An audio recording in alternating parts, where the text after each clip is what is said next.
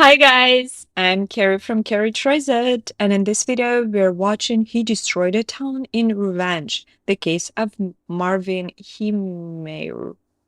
I don't know, it's definitely not correct, but let's listen how it's correct. 1, 2, 3, and play.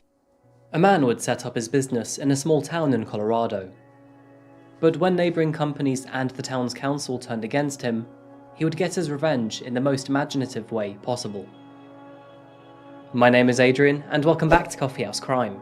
Have you heard of Killdozer? The engineer in me is screaming to cover this case, and so it had to be done. I don't recommend you trying this at home. So pull up a seat, grab a coffee, and sit back. This is the case of Killdozer. Killdozer. Coffee house crime? Vivid landscapes, beautiful. mountains, forests, and canyons. These are a few of the geographical characteristics used to describe Colorado, one of America's mountain states. And our case today takes us 75 miles northwest of Colorado's capital, Denver, to Grand Lake. Grand Lake is a tiny town with a small population of only 506 residents in 2019. A crowd small enough to pack into an Airbus A380. Back in the 90s, that population was even smaller, 259, and one of those residents went by the name of Marvin John Heemeyer. Marvin was born on the 28th of October 1951 in South Dakota, and at the age of 38 he moved to the area of Grand Lake in 1991 for a 6-month vacation. And after realising how much he loved the place, he decided he would settle in Grand Lake. A middle-aged man approaching his 40s, he was still as free as a bird. No partner, and no kids. Marvin was a fun-loving guy who liked to work hard and play hard. He highly valued friendship and would bend over backwards to help anyone out in their time of need. He was confident, considered handsome, loved the outdoors, and had a knack in engineering. But along with a very ambitious and positive attitude, he was also someone that said things as they were. A man that some would say She should looks never very cross. kind. In the year of 1992, Marvin bought 2 acres of land next to West Meadow Road, located in Granby, not far from his home in Grand Lake. He purchased the land from the Resolution Trust Corp for $42,000, which back then was most of his money. And with the space, he planned to open up his very own business. After retiring from the United States Air Force in 1969, Marvin found his true calling as a skilled welder. With the US Air Force teaching him to take initiative in situations and control his own life, he didn't feel like working for someone else. And so in the year of 1992, he left his job as a mechanic and opened up his own muffler shop on the patch of land that he had just bought. For those first few years, things were going relatively well for Marvin. Not only had his business survived the early stages in life, but on top of that, he was becoming the best-known welder in town. He even expanded his services out into cosmetic repair.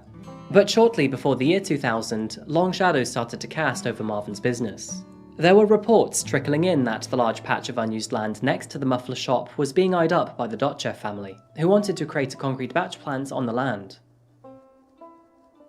This was a problem for Marvin. Not only had he outbid Cody for the land several years prior, which started a feud between the two, but now the concrete plant would cut him off from his own business in multiple ways.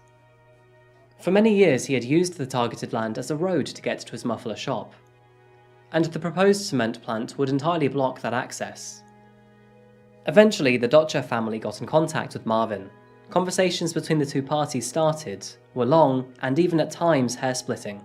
But at one point it seemed that everyone had come to an agreement. It was alleged that Cody and Marvin agreed that Marvin would sell his property for $250,000, almost 6 times what he'd paid for back in 1992. However, after agreement, Marvin immediately changed his mind. He upped his price from $250,000 to $375,000. Cody agreed. But after that agreement, Marvin once again upped his price to $1 million. Communication broke down and eventually fell silent. Beautiful. And then, in 2001, after more bureaucracy, both the zoning commission and the town's trustees approved the construction of the cement manufacturing plant, without Marvin's consent. Marvin was furious. He hadn't yet settled on an agreement with the Dotchevs, and now in a matter of weeks, he would have no access to his own business either. Very beautiful. He appealed the town's decision, pumping as much as $150,000 into his efforts with an attorney. But despite this, he was unsuccessful. He even tried petitioning the problem to friends and residents of the town. But just like his appeal before, no dice. And Marvin's luck was only going to get worse. At first, he tried to play fair by petitioning the construction of a new road leading to his business around the concrete factory. He had even bought himself a bulldozer so he could do all of this work himself. This, however, was formally rejected by the Granby government. He now had no way to get to his property. To rub salt in the wounds, only days later, the Granby government fined Marvin over $2,500 for what they quoted as various violations. This included keeping junk cars on the property, which was part of his business, and also not being hooked up to the sewer line. And this was also despite the government previously cutting. How to read people's faces. Look at this guy. He looks so nice and kind and family guy. How he can be evil? Why is it not on his face or eyes? That's how I judge. I shouldn't judge. Don't judge and won't be judged. Off his utilities to make way for the construction of the concrete plant. And as for the sewage line, now Marvin would have to ask Cody for permission to run a pipe underneath the concrete plant, something that Cody was sure to decline. Marvin was in despair. To put the situation bluntly, he had been shafted, not only by the new company, but by his local council too.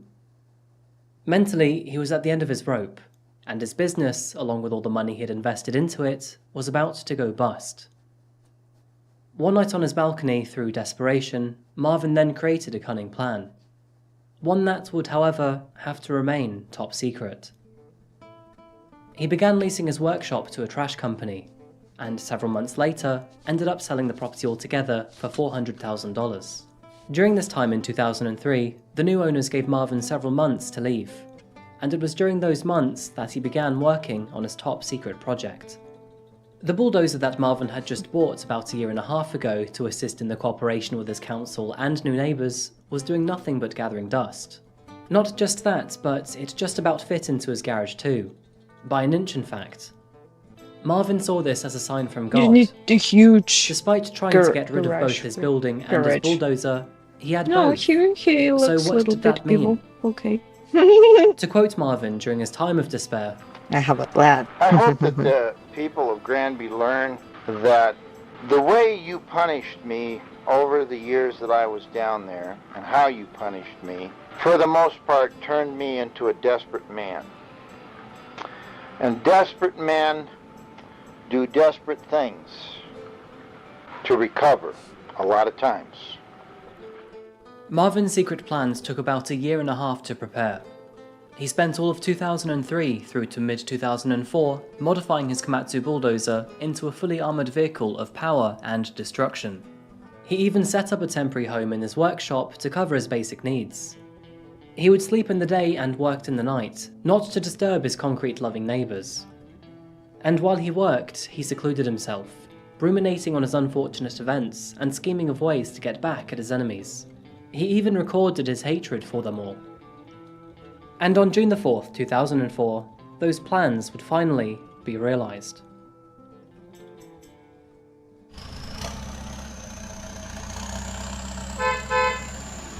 Marvin started his rampage by smashing through the door of his very own business and driving his abomination. It reminds me, oh, I love this show, whatchamacallit, it's a movie, Agent 007, James Bond, always this evil, like against the world, not James Bond, another guy, some evil guy, like villain. Bulldozer directly across his land into his rival's concrete plant. And there, as Cody and his workers watched in shock and awe, he destroyed 2 of their buildings, before slowly trundling down the highway. By now, police were already hot on his tail, firing multiple shotgun and M4 rounds at the Killdozer. But this was to no avail. He smashed into Mountain Park's electric, destroying its front facade. Maple Street builders were next, and when the building was compared next to his machine of destruction, it didn't stand a chance. Once he'd muscled his bulldozer through their front, Marvin redirected his machine. By now, 911 calls were flurrying in, and additional cops coming in to fight Killdozer wouldn't have to look hard for him either, because he was headed straight for their headquarters. And soon, SWAT teams were on his tail too. In a matter of minutes, both the town hall and the police station of Granby were obliterated. And despite the enormous damage inflicted to both buildings, just like all incidents before, no one was harmed or killed. Liberty Savings Bank was next on the list. And soon after Liberty Bank, Sky High News got it too. Residents in the area were evacuated, and in a state of full-on emergency, police and SWAT made every effort to disable the Killdozer. But resistance was futile. In places, the bulldozer's armour was over 1 foot thick, and had concrete sandwiched between thick layers of tall steel. Attempts to disable Marvin's cameras with gunfire failed too. Police bullets were unable to penetrate its 3-inch bulletproof plastic. Marvin had even lined a tank of compressed air to various outlets near the cameras to clear them from any dust and debris. Killdozer had also been equipped with 3 gun ports, including a Ruger Mini 14, an FN-FNC, and a Barrett M82. All 3 were used against police, SWAT, and even Cody, but luckily, no one was hit. Killdozer then detoured down a dirt road, and attempted to cause serious destruction to the area by taking out a pile of propane tanks. He fired several rounds at the tanks, but luckily the skilled engineer Marvin Heemeyer made a design mistake. The port's design tolerances which allowed his gun to peek out from the steel armour was too small, meaning that when firing his gun at an angle, his rounds would actually fire into his own armour, stopping the bullets from hitting the propane tank and causing chaos. Defeated in his action, he drove back up the hill towards copycat printing. A man operating a scraper machine stepped up to the challenge in a 1v1. But as Killdozer rampaged towards him, he chickened out, eventually getting shunted out of the way by Marvin. It was during his annihilation of the copycat printing company that Killdozer's antifreeze lines blew, and his machine started to smoke. No worries, he thought. He continued to punch into the newspaper company that had allegedly reported against him and ridiculed him numerous times. Gambles was next, but by the time he had started digging into the building's side, a construction worker in a front loader had caught up with Marvin and blocked his only exit out. Killdozer's power slowly begins to fail at this point, and with his rear blocked, Marvin has no choice but to carry on forwards. And to his misfortune, the building he's currently destroying also has a basement. When the ceiling caved in, the floor to the basement did too, leaving one of Killdozer's tracks suspended in mid-air. The Killdozer is now entirely immobilized. With steering no longer possible for Marvin's Killdozer, it's the end of the road for him. For the last year and a half, Marvin had been trying to get his revenge, and now, as far as he could tell, he had got exactly just that. His livelihood was lost months ago, and now, with all this destruction around him, he'd have nothing but prison to look forward to in the future. And so on that note, Marvin pulled out his trusted pistol, put it into his mouth, and ended his own life. I was just gonna say, remember all of episodes of James Bond and other movies about evil people. There's always something missing inside of them. And making this revenge, destroying cities, people, lives, families, they don't get what they want because it's not what they want. And all of them are unhappy, dying, and it's not the way out of it to go and make a chaos around you. There's another way to find issue of your pain and work with this. It would take police, along with the assistance of several specialist teams and a cutting torch, over 7 hours to get into the interior of Killdozer. Over 400 bullets, several explosives, and several flashbangs had been used in an attempt to stop the machine. But none of them achieved any recognizable damage. And when they finally got inside of the bulldozer, there they found the body of Marvin Heemeyer. Once the Killdozer's roof was opened, along with Marvin, a video camera and 3 monitors were discovered. All were used to guide Marvin as a pilot through his rampage. They also found his weapons, a bottle of sparkling water, and a fan to keep him cool. Marvin knew that once he tipped the Killdozer's lid shut, he wasn't getting out of there alive. And so he made his final journey as cool and comfortable as possible. Despite the enormous amount of damage inflicted to a total of 13 buildings, miraculously, no one besides Marvin was actually harmed or killed. Inside the remains of his ruined muffler shop, police would soon find his audio tapes inside his makeshift home. Those tapes describing the reasoning behind the Killdozer and his actions. In one of his tapes, he shared, "Because of your anger, because of your malice, because of your hate, you would not work with me. So now, I believe that I have to leave this world with a debt so great to you it can never be repaid." He needed help. Anyway, hey, I hope you all have a great time, a good life. I've had a great life.